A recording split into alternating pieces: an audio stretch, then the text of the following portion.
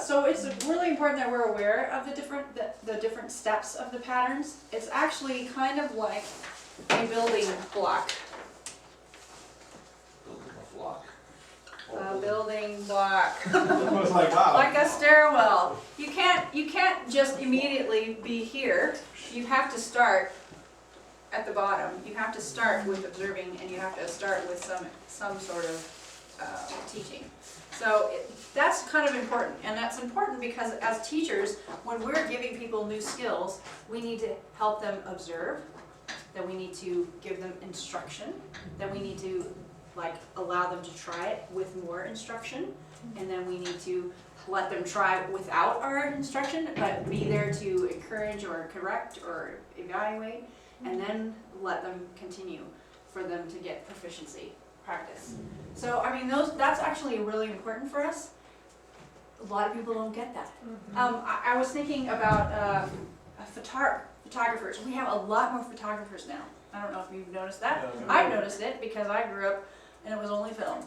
And there were not that many people who did photography because it was expensive. When you took a picture, it was like you had to wait until it was developed and then you could tell what you did right or wrong. Now it's instantaneous. You can take thousands and thousands and thousands of pictures and you can look at it immediately and say, oh, I don't like that, readjust, take it again. It's like immediate. So it's basically people are learning how to do photography a lot more and much more quickly because they have the opportunity to evaluate and repeat and practice at a lot lower cost. So it's also important, think about SBS. When you learned how to do a horizontal, did you learn it the first time? Just No. In fact, usually it took several times for you to begin to understand, oh, when I'm actually outlining this book, I am looking at each part of each paragraph and putting those paragraphs together that make sense and putting it together so that it's an outline that it makes sense. Verticals, same thing. Inside, what do we put in the inside? It took us a while to get what goes in the inside of our boxes. What do we pull out? What do we observe? What do we interpret? What do we apply? It took a long process of doing that. So it's important, I think it's important for us to recognize that we need to help students observe something and then explain it, help them to start doing it, but be there, not letting them flounder. This is actually really important. And so I think the hardest part for an SBS person is the very beginning of the time, because they've got so much stuff thrown at them and they're trying to learn it. It's another language. It is another language. It's completely another language. Something that I'll just share a little bit what we did in Ukraine, because we had a woman come in who usually teaches this week, and I'm teaching you the things that she taught me. Her name was Jennifer Cuthbertson, and she came and spoke to us as a staff, and she said she was teaching this, and she said we need to help them get to that place, but we also need to give things on what she called on-time learning. So when you first start SBS, I don't know if they've changed it. They might have changed it because they used to do this. But when I got in, the first few weeks, I was freaked out. And by the third week, I was an emotional basket case because they taught us all the figures of speech. They taught us all the different types of methods, survey method, analytical, historical, They taught us how to do a horizontal. They taught us how to do a vertical, all within the first 2 weeks. And you had to remember all of that. Plus, we had digging deepers. We didn't have that. Yeah, it was like taking a smaller passage and doing all these observations and interpretations and applications with that. Okay. Then we were also learning, doing songs, because we also had to we read 5 songs a week, and we had to chart 1 song. So it was all that in the first month. And it was like overwhelming, and I couldn't remember. I didn't remember all the observation questions. I didn't remember all the interpretation questions. So that's why the checkers were always like, don't forget to ask this, and don't forget to this. You know, it's like, ah! So what she said was, we need to stop and give them what they need. So we start with, and when we first started, we always started with Galatians. And because of Titus, we actually started doing Philemon, the first book, because it was a book that was small. It didn't have to have a huge, like, horizontal, and you could actually do all your observations and interpretations right off of it. So you didn't have to learn vertical, and a lot of people would get confused with the SPS method is vertical when it's not. The SPS method, or the inductive method, is really what you're observing, what you're interpreting, and what you're applying, okay? And so we narrowed it to that. So when we went into Ukraine, just a little history, they never had more than 3 students graduate until we got there. And so once we learned this, what happened was we stopped and we said, okay, let's stop and let's look, and I can give you a breakdown because I have it still. They just need to learn how certain observation questions in Philemon. What are some certain questions in the Philemon they should know? What do you, just off the top of your head, what do you think are some observation questions that they should ask for Philemon? Who? Sorry? I said, who's Philemon? Who? Who? The who's? What else? Descriptive words. Descriptive words, or emotion. Emotion. Contrasts. Contrasts. Big time. Right. So we said, let's focus on the who and the contrasts, and I can't remember, but those were our 2 main ones, were actually those 2. And so we went through and we worked through it with them in class, and the next book, then we brought out more, and we actually built on more observation questions, so that, like, Titus has different observation questions. So we ended up doing that, and what happened, so then we didn't teach them all the figures of speech. We taught them the figures of speech that came in each book that came along. Okay? That's on-time learning. It's not like, here is all the figures of speech, look for them. It's like, okay, here is a Hebrew parallelism when we look at the Psalms. This is this type of Hebrew parallelism. There's lots of different types, but this is this type. And so what we did was we helped them learn on time, online. It's called On Time. And what happened, a wonderful thing about it was, our graduation rates went up.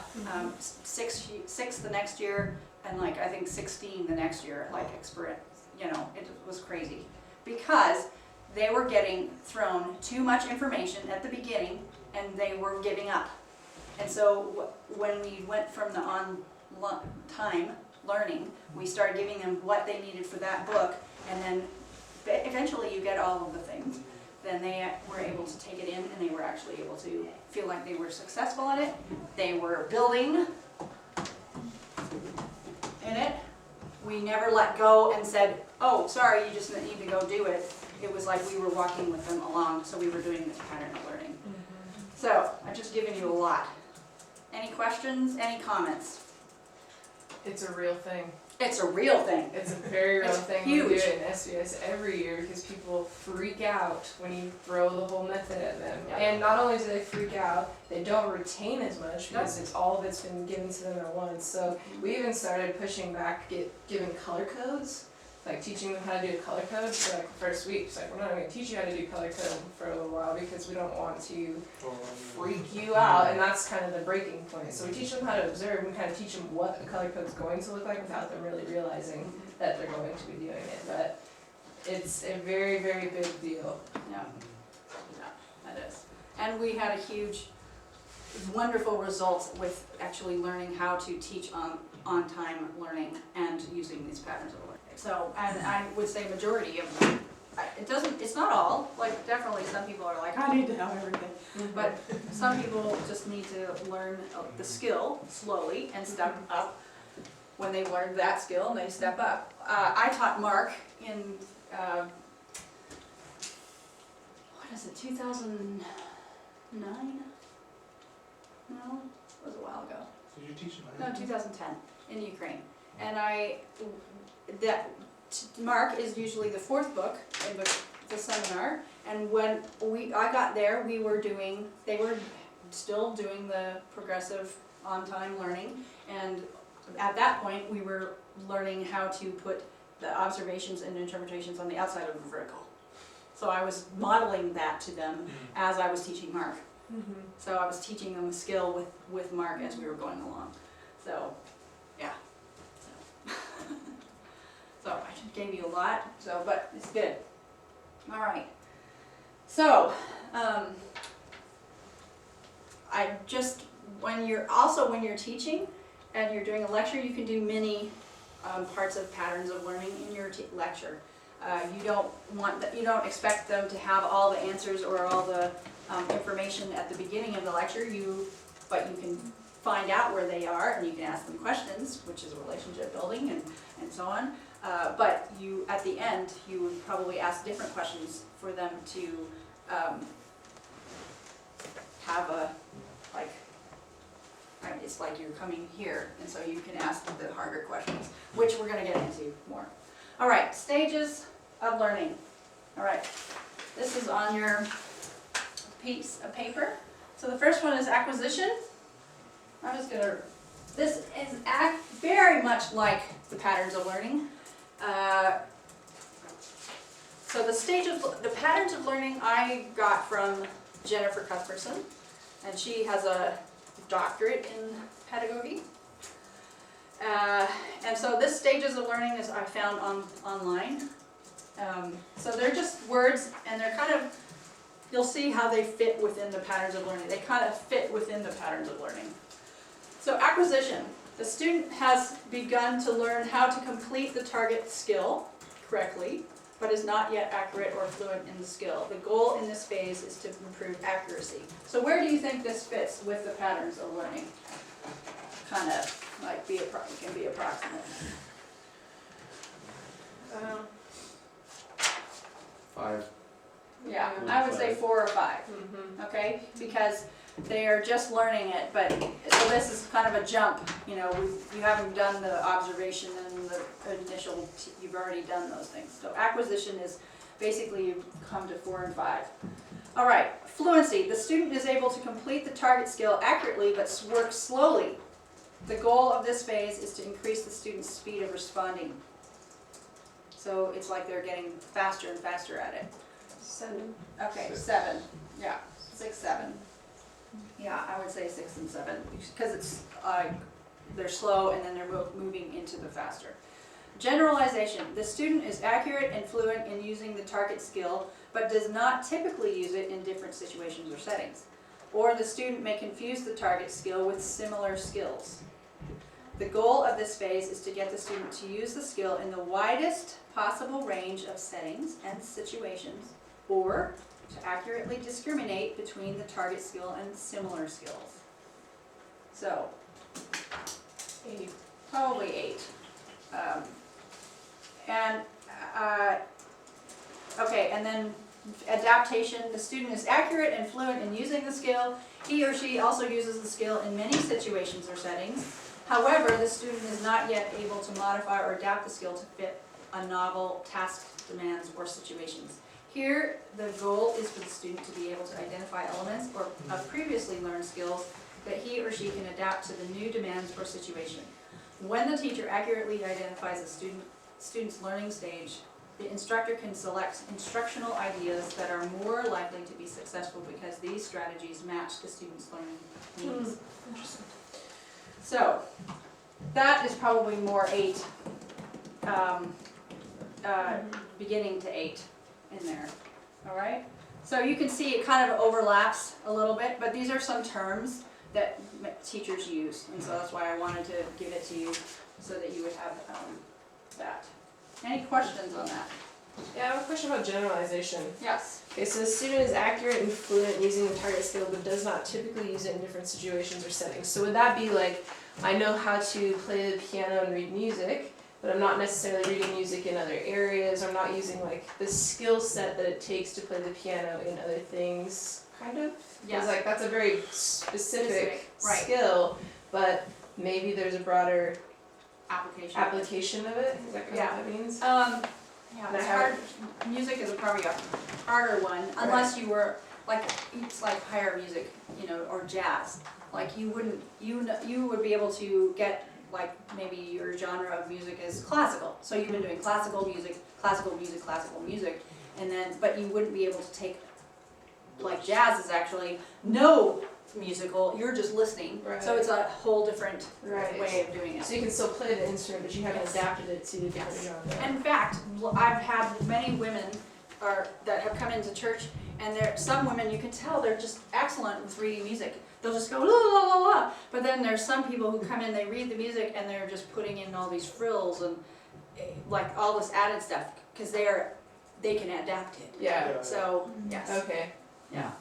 Okay, the next one, this is one that we actually teach in Titus. Have you guys seen the Edgar Dale's Cone of Experience? Steve, have you seen it? I don't Okay, remember. I don't well, we remember used to seeing teach it it, in I Titus. used to teach it. Bring it back. Okay, so Edgar Dale was first introduced to us by a woman named Rosalie Petter. She's from New Zealand, and she was an educator from New Zealand, and she would come through YWAM schools and teaching all the staff how about teaching. And so she brought this up. She actually was the first one who brought in learning styles to us, and I learned from her, and I started teaching it, and actually several people were also learning it, and so we were all doing it. So, Dale's Cone of Experience. I think he's passed away now, so he's an elderly gentleman. So these are different ways that we can be doing things in our classes. We can read, hear, view images, watch videos, attend exhibits and sites like museums, watch a demonstration, participate in hands-on workshop, design collaborative lessons, simulate or model a real experience, and design, perform a presentation, and do the real thing. So it's kind of like the teaching bit. Okay, so those are your basic ways of teaching. People generally, this is really important because we want to remember this when we're teaching. So people generally remember 10% of what they read. So you gotta mix up the reading. You know, that's not a lot of remembering. 20% of what they hear. So, and I would say auditory learners are gonna remember more than like visual learners in that. 30% of what they see. So when they see a demonstration, great, they're actually picking up more of what they need to do, but it's only 30% still. It's 50% when we move into what they hear and see, when we're combining hearing and seeing. And 70% of what they say and write. Writing is a big deal. And speaking it out and verbalizing it, helping them verbalize this. That's why I was trying to get you to verbalize the patterns of learning, because I want you to learn that. Okay? And 90% of what they do, so they're actually doing it. And that's what our assignments are for, is for you to do it and walk through that. And so people who are able, like the learning outcomes, when they read and hear, they can define, list, describe, explain, which is a lot of our test taking. Okay? And so I think that people who, you know, a lot of our test taking, they're not remembering all of it, so that's a problem with some of our test taking. But that's like, how do you do it? Okay? So with the whole visual and hearing, they can demonstrate it, they might be able to apply it, and they might be able to practice it. Okay? As you go into more hands-on, they can actually analyze it. Chemistry, with their labs, that's the whole reason they do those labs, is because then they can analyze it. They can kind of think through those different things. Did you guys have chemistry? Okay, so I didn't either, but I had demonstration, so I understand that. And then they can actually design out of that, create and evaluate. All right? So this is kind of important, really important for us when we are putting together a lecture. We don't want them to just read things, and we don't want them to just hear things. We want to put things in there that cause them to be able to come down, farther down into understanding and skill. Okay? Any questions? Yeah.